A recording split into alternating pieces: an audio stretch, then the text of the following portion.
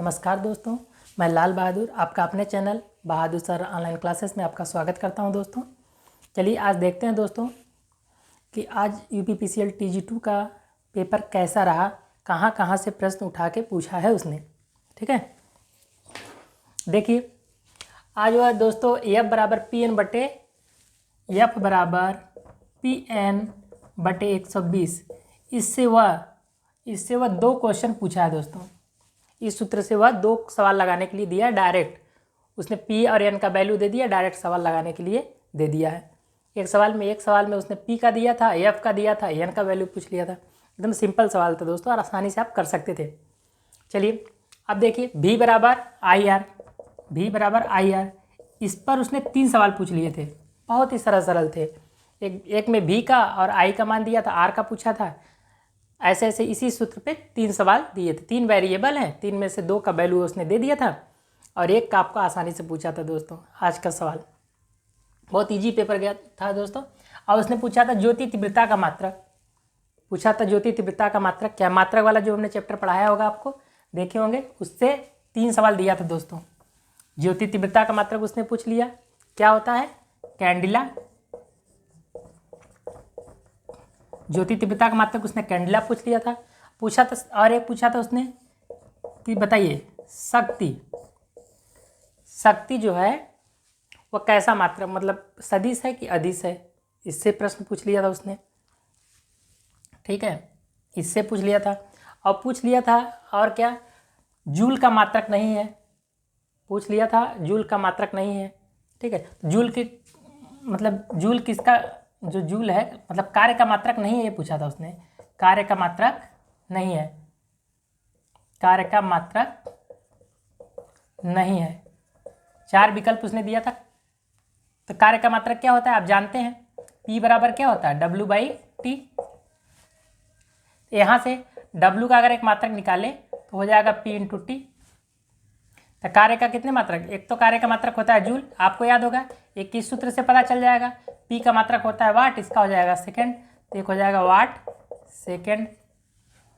ठीक है, अब P बराबर क्या होता है VI होता है, अरे VA, P बराबर VA, तो वहाँ से भी निकाल सकते हैं। एक अब मात्रक हो जाएगा वोल्ट एम्पियर सेकंड, क्या हो जाएगा वोल्ट एम्पियर सेकंड।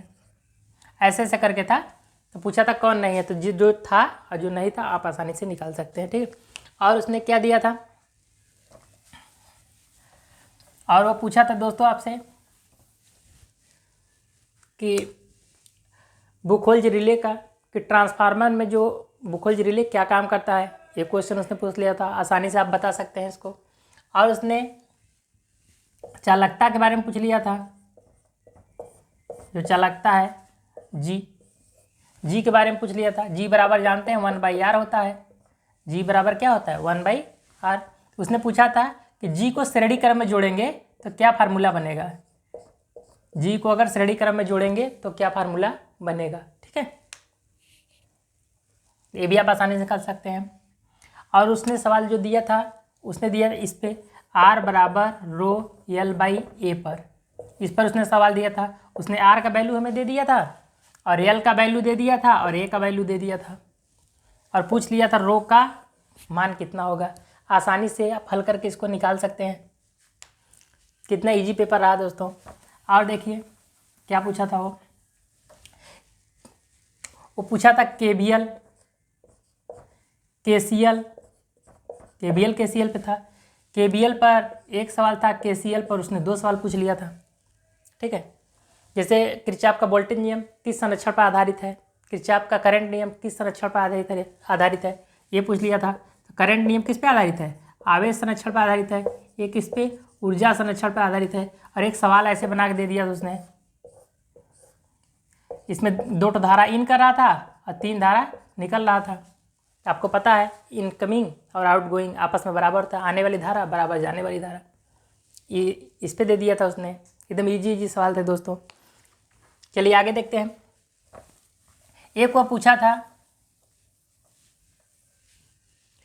कि 180 डिग्री सेल्सियस पर कौन सा कुचालक हम प्रयोग करेंगे, कौन सा या किस टाइप का कुचालक, कौन से प्रकार का हम कुचालक प्रयोग करेंगे।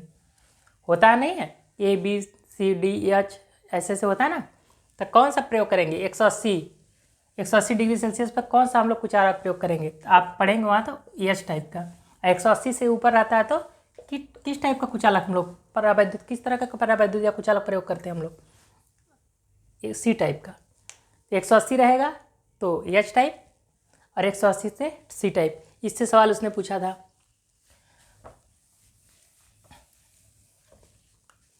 अब पूछा था बाइंडिंग के बीच इंसुलेशन, कोई बाइंडिंग कर रहा है तो इंसुलेशन किस चीज़ का उस पर करेंगे, क्या लगाएंगे।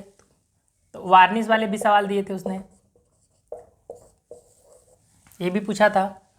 और एक्टिव एलिमेंट और पैसिव एलिमेंट उसने छांटने के लिए दे दिया था कि कौन से एलिमेंट एक्टिव होंगे और पैसिव। आपको पता होगा एक्टिव एलिमेंट और पैसिव एलिमेंट क्या क्या होते हैं ना। तो पैसिव में आप जानते होंगे R होता है, L होता है और C होता है, RLC पैसिव एलिमेंट है। ये पूछा था उसने। पूछा था सीसा संचायक सेल में किस विद्युत अपघट्य का प्रयोग करेंगे। तो सीसा संचायक सेल में H2SO4 विद्युत अपघट्य का प्रयोग करेंगे। ये भी प्रश्न उसने पूछा था। और बताइए BJT किस तरह का डिवाइस है, करंट कंट्रोल है कि वोल्टेज कंट्रोल है। ये भी आप आसानी से बता देंगे। बाइपोलर जंक्शन ट्रांजिस्टर किस तरह का डिवाइस है, वोल्टेज कंट्रोल करता है कि करंट कंट्रोल करता है। और वो पूछा था कि फ्लेमिंग का जो रूल नहीं होता, फ्लेमिंग के दाएं हाथ का, Fleming left hand rule, Fleming के जो लेफ्ट हैंड का रूल होता है उसमें 3 चीज़ होता है, 3 उंगलियां होती हैं। तो पूछ रहा था कि जो फोर्स बताएगी, फोर्स कौन सी उंगली बताएगी या अंगूठा क्या बताएगा। ठीक है, 3 उंगलियां रहती हैं, कौन कौन, एक अंगूठा, एक मध्यमा, एक तर्जनी। तो हम लोग उसे जानते हैं, एक फादर समझ लेंगे, एक मदर समझ लेंगे, एक चाइल्ड समझ लेंगे। ठीक है, तो जो अंगूठा है वो फोर्स को बताएगा, या मदर मतलब मैग्नेटिक फील्ड को बताएगा, सी मतलब करंट की डायरेक्शन को बताएगा। इसमें पूछा था कि अंगूठा किसकी क्या बताएगा, ये आप बता देंगे आसानी से। फिल्टर में यूज, अगर हमने देखा होगा, हम लोग फिल्टर पढ़े होंगे सेमीकंडक्टर में, तो कौन कौन सा फिल्टर इस्तेमाल हम लोग करते हैं आपको पता होगा। अब फिल्टर किस तरह का बनाएंगे, किससे, इंडक्टर का प्रयोग करके फिल्टर बना लेते हैं, कैपेसिटर का प्रयोग करके बना लेते हैं, और दोनों का यूज करके भी बना लेते हैं। ठीक है, जैसे पाइप फिल्टर हो गए, इन दोनों का यूज करके।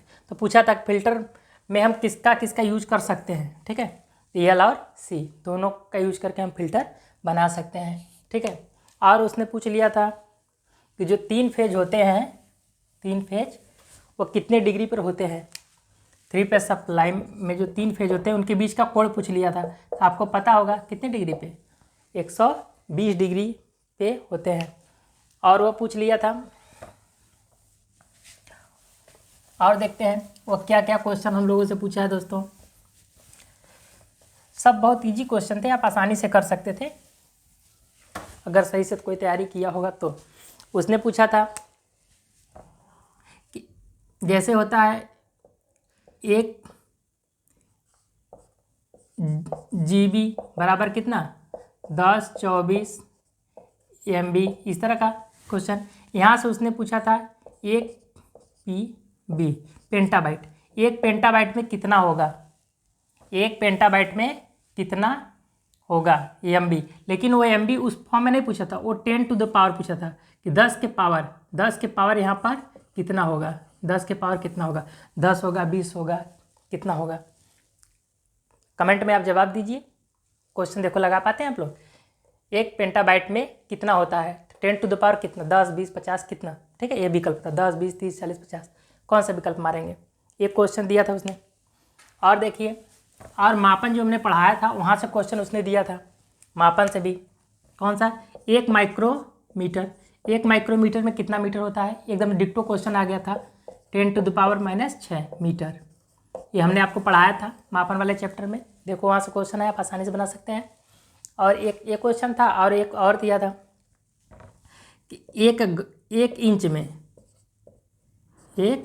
इंच में 1 इंच में कितना गज होता है?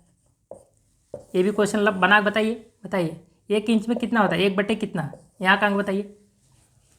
सर्च करिए, बता देंगे तो आप आसानी से खोज लेंगे, लेकिन आप बताइए 1 इंच में 1/, कितना गज होता है?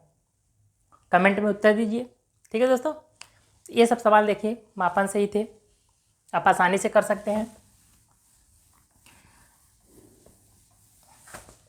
और देखते हैं दोस्तों,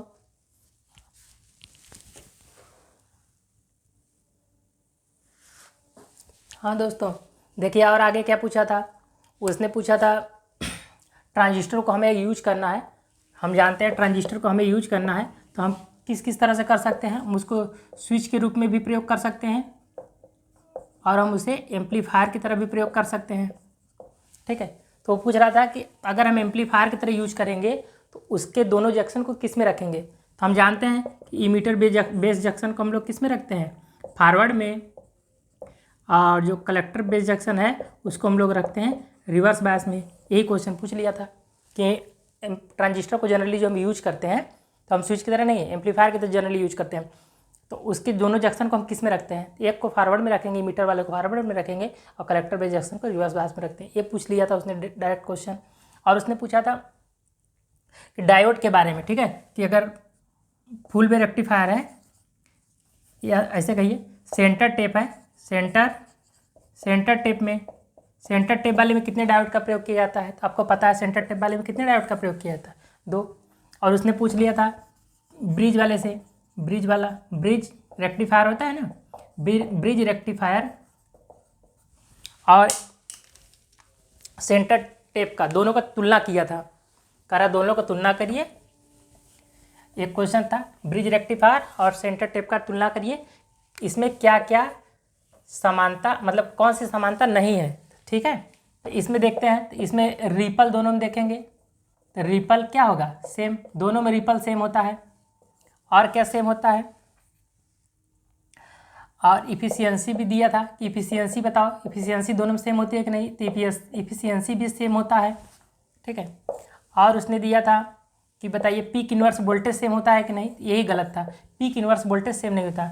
ब्रिज वाले में पीक इनवर्स वोल्टेज कितना होता है? Vm होता है, जबकि इसमें पीक इनवर्स वोल्टेज कितना होता है? 2 Vm होता है। ठीक है, बाकी डायोडों की संख्या साथ दे दिया था इसमें डायोड हम लोग 4 होता है, इसमें डायोड 2 होता है। सिमिलरिटी पूछ रहा था ना, और एक ऐसे और कुछ था। ठीक है, तो इसमें ये वाला उत्तर PIP वाला सही था। ठीक है, तो देखिए इससे क्या क्या क्वेश्चन बना रहा है आप लोगों को, आसानी से आप लोग देख रहे हैं। अब देखिए वो कह रहा था कि ट्रांसफार्मर है हमारा, ट्रांसफार्मर है, अगर इसको हम चेक कर रहे हैं, ठीक है, तो इसका चेक हम लोग ओपन सर्किट करते हैं, शॉर्ट सर्किट। तो बता रहा था किस साइड से करते हैं, शॉर्ट सर्किट टेस्ट जो करते हैं किस साइड से करते हैं, या ओपन सर्किट, ये पूछा था। शॉर्ट सर्किट टेस्ट किस तरफ से करेंगे, प्राइमरी वाले को शॉर्ट करेंगे कि सेकेंडरी वाले को? ठीक है, उसमें दिया प्राइमरी सेकेंडरी ऐसे ऐसे करके, तो उसमें सेकेंडरी वाला रहेगा। ठीक है, ये वाला क्वेश्चन उसने दिया था। और उसने पूछ लिया था कि कोई चुंबक है, तो जो इधर N है इधर S है, तो बाहर तो जो चलेंगे, चुंबकीय बल रखा है वो N से S की तरफ, लेकिन अंदर किधर से किधर चलेगा? S से N की तरफ। ये भी पूछा था कि अंदर चुंबक के अंदर किधर से किधर चलते हैं? N से S की तरफ। ये भी पूछा था। और दे दिया था कि एक बैटरी है इस तरह, तो बाहर तो मान लो जो 2 लगे हुए हैं, एक एनोड है एक कैथोड है, तो बाहर तो एनोड से कैथोड की ओर करंट जा रहा है, लेकिन अंदर किधर से किधर जा रहा है? अंदर किधर से किधर? कैथोड से एनोड की ओर जा रहा है। ये भी सवाल पूछा था उसने। ठीक है, और जोड़ के बारे में पूछ लिया था कि कोई भी 2 तार है, तार को हम लोग जोड़ते हैं, ठीक है, तो वह किस तरह का जोड़? चित्र दे लिया था, पूछा था कि यह जोड़ किसका चित्र है, चित्र दे के पूछा है कि यह जोड़ कौन सा जोड़ है। ठीक है, तो वेस्टर्न यूनियन जोड़ पूछा था उसने, और ट्विस्टेड जोड़ पूछा था, 2 जोड़ से था। जोड़ वाला क्वेश्चन अभी आप देख के जाइए। ठीक है, तो कोई जोड़ का फिगर दे देगा, आपसे पूछ लेगा, तो आप क्या बताएंगे? ठीक है, और ACSR का फुल फॉर्म दिया था, आप जानते हैं केबल का क्वेश्चन है ACSR का फुल फॉर्म। ठीक है, और सुपर टेंशन केबल का पूछ लिया था कि कहाँ से कहाँ तक, तो हम जानते हैं 11 kV से 33 kV तक हम लोग सुपर टेंशन केबल का प्रयोग करते हैं। ये भी पूछ लिया था सुपर टेंशन केबल का प्रयोग। किस रेंज से किस रेंज तक करते हैं। ठीक है। अब पूछा था निम्नलिखित में से सबसे अच्छी वायरिंग कौन सी होती है, तो कंड्यूट वायरिंग, ये भी पूछा था विकल्प में। तो पेपर बहुत टफ नहीं था, इजी ही था। ठीक है। और उसने पूछ लिया था रीजनिंग भी देख लीजिए। ऐसे ऐसे बहुत मतलब अल्टरनेटर से भी बहुत सारे क्वेश्चन दिए थे, अल्टरनेटर में भी क्वेश्चन पढ़ के जाइए, इजी इजी थे, सब सारे क्वेश्चन थे। अल्टरनेटर का क्वेश्चन पढ़ के जाइए। ट्रांसफार्मर में देखो ये पूछा था कि सेल्फ इंडक्शन और म्यूचुअल इंडक्शन के बारे में। ठीक है। सेल्फ इंडक्शन और म्यूचुअल इंडक्शन के बारे में पूछा था कि किसमें सेल्फ इंडक्शन होगा, किसमें म्यूचुअल इंडक्शन। प्राइमरी में, सेकेंडरी में ऐसे ऐसे करके पूछा था। सेल्फ इंडक्शन, म्यूचुअल इंडक्शन से क्वेश्चन था। अल्टरनेटर से क्वेश्चन था, इजी इजी थे। ठीक है। तो क्वेश्चन बहुत ज़्यादा टफ नहीं थे। ठीक है। रीजनिंग के भी क्वेश्चन, कोडिंग डिकोडिंग के क्वेश्चन थे, कोडिंग डिकोडिंग के क्वेश्चन खूब आए थे। नंबर सीरीज के क्वेश्चन थे, एकदम इजी इजी नंबर सीरीज के भी क्वेश्चन थे, अच्छे से पढ़ के जाइए। नंबर सीरीज, ब्लड रिलेशन का क्वेश्चन था, इजी था क्वेश्चन। ठीक है। ब्लड रिलेशन के 2 क्वेश्चन थे, नंबर सीरीज के भी 2 क्वेश्चन थे, कोडिंग डिकोडिंग के 3 क्वेश्चन थे। इस तरह के एकदम बिल्कुल इजी इजी क्वेश्चन थे, कोई दम नहीं था ज़्यादा क्वेश्चन में। हिंदी में देखिए, हिंदी में वो आपको पूछ लिया था, वो पर्यायवाची पूछ लिया था, विलोम पूछ लिया था, सरल सरल ये सब क्वेश्चन, बहुत ज़्यादा टफ नहीं थे। तो मिला जुला के पेपर बहुत अच्छा था। जितना क्वेश्चन आया लोगों से पता चला हमने आपको बता दिया। बाकी अच्छे से आप तैयारी करके जाइए, कोई दिक्कत नहीं होने वाली है। धन्यवाद।